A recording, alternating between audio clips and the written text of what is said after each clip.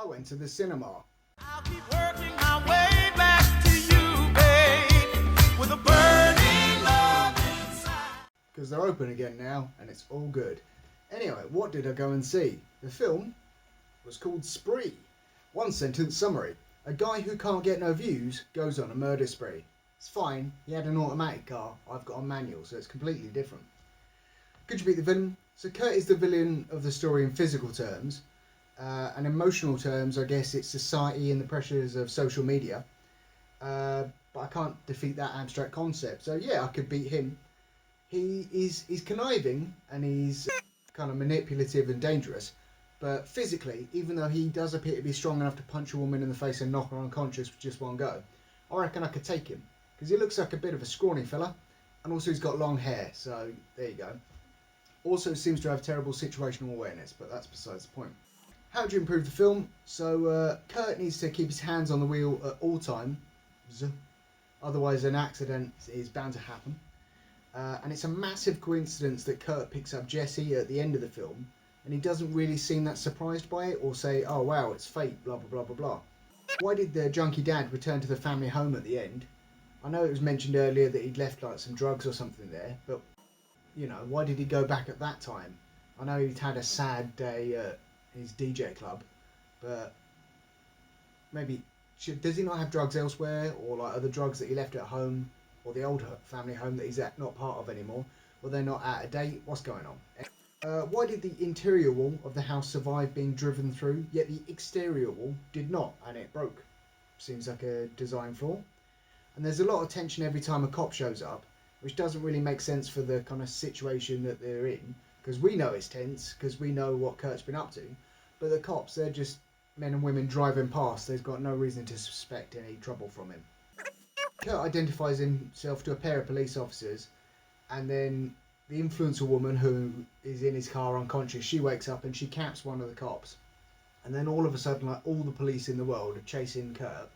And the rideshare app he works for, called Spree, definitely not Uber, they know something's going on because you see like a tweet or something, but they don't use the information that must be like recorded in the app to track where he is or anything like that, it would seem. The first guy Kurt picks up and murders is a racist, so you know, that's fine.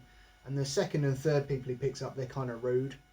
He picks up a trio in the back, and two of them are rowdy and they're on the old Colombian marching powder. But one woman, she seems really nice. So yeah, it was a shame she had to die. Chekhov's crystal is used. So he's got this like crystal thing that's hanging in the front of his car, and you see it because I think he goes and gets it from his mum, maybe at the start, and it's hanging in the front, and you see it shot.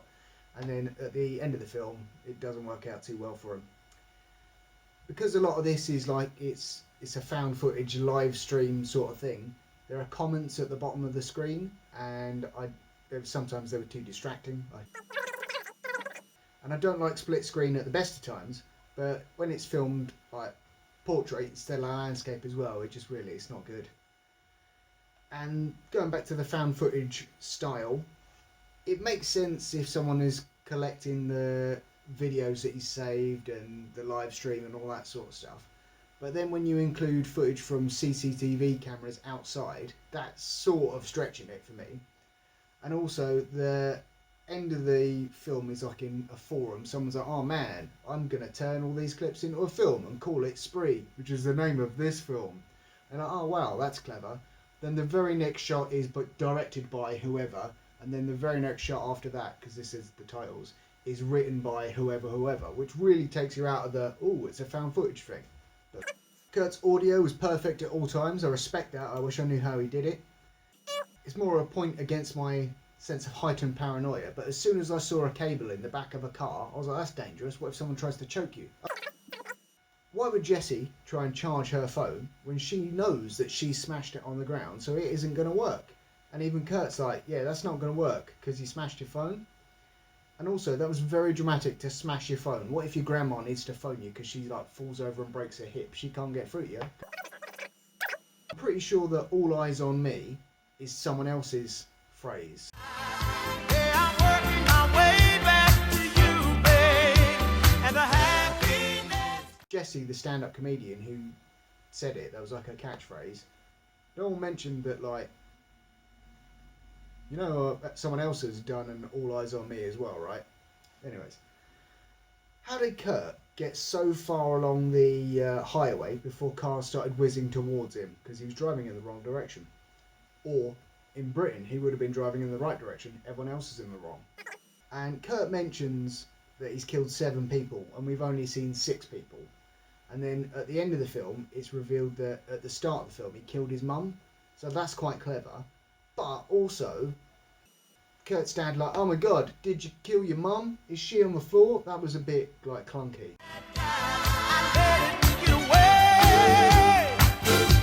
Been paying every day. I imagine killing someone with a drill inside your car would make a bit more mess than a couple of wet wipes could clean up. But then again, I don't know.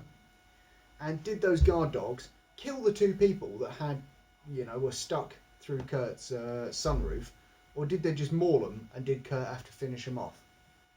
Just, you know, questions, asking for a friend. And why was everyone on Jesse's feed so concerned by a knock at the door? Because in the film terms, we know the tension because we can see Kurt walking towards the front door. So we think, oh no, he's going to be at her front door. But in like the real life situation, it's just someone knocking at the door. It could have been like the pizza delivery man or just someone who's like accidentally trying to deliver an Amazon package to the wrong house or something like that. Other deliveries are available. What's even worse than that though, Jessie, apparently she's grown up, she's like just got her own comedy career, can't iron her own clothes. That's lazy, alright? Apparently you can hit multiple people with a car and not leave any lasting damage to the bodywork or sunroof or like windows, so that's pretty good. Why would Kurt lie about not working today to that cop? Because that's just, it raised the tension in the scene because we knew he was lying and the cop seemed to know he was lying as well. Why would Jessie continue to live stream herself using Kurt's phone? Why would she continue to live stream herself instead of calling for help? Because she's all like, oh, you people are sick, call for help. She could have just gone like, that's ended, hello police please, but she didn't. So I would say that offering to make a sex tape is not the best way to pick up a woman you've just met outside of the taco truck or whatever it is. It feels like bringing your phone into the shower to do a live stream is a good way of getting your phone ruined and not being able to do a live stream anymore. There you go. And one final thing, who misremembers the name Kurt as Curtis? Because Curtis is longer than Kurt, therefore harder to remember. Silly. Rating out of 5 beers. I quite like this film, it was pretty good. Maybe it was just the experience of being back at the cinema that really hyped me up. Thought I could have my cake and eat it too, but how I cried over you. First thing I saw after leaving the cinema was someone taking a selfie in TGI Friday, and I was like, wow, it's like the experience of the film has followed me into real life. And I did quite like the acting in this. Whatever the guy's actual name is, he's the dude in Stranger Things.